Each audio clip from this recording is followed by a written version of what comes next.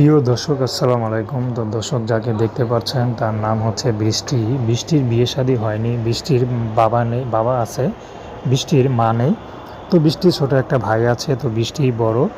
তো বৃষ্টির বর্তমানে বিয়ের বয়স হয়েছে, বিয়ে শাদী করবে, কিন্তু রিক্সা চালক বাবা তাকে বিয়ে শাদী দিতে পারছে না।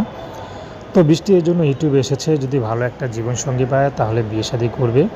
যদি কারো সাথে ভালো লাগে, সে যদি বিয়ে শাদী করতে চায় ফোনে, তাহলে বৃষ্টি ফোনে বিয়ে শাদী করবে, যদি সে প্রবাসীও হয়। কারণ বৃষ্টি যে নাম্বারটা দিয়েছে এই নাম্বারে ইমো আছে। তো বৃষ্টি চাচ্ছে ভালো একটা জীবনসঙ্গী, যে সুখে দুঃখে তার পাশে থাকবে। যে পিছনের টিনের ঘরটা দেখতে পাচ্ছেন, এই টিনের ঘরে বৃষ্টিরা ভাড়া থাকে।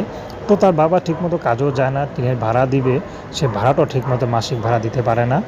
তো অভাবে সংসার কীভাবে বৃষ্টি যৌতুক দিয়ে বিয়ে করবে? যৌতুক ছাড়া যে পুরুষটি বিয়ে করবে সে যদি বিবাহিত হয়, তার ঘরে যদি স্ত্রী সন্তানও থাকে, বৃষ্টি রাজি আছে।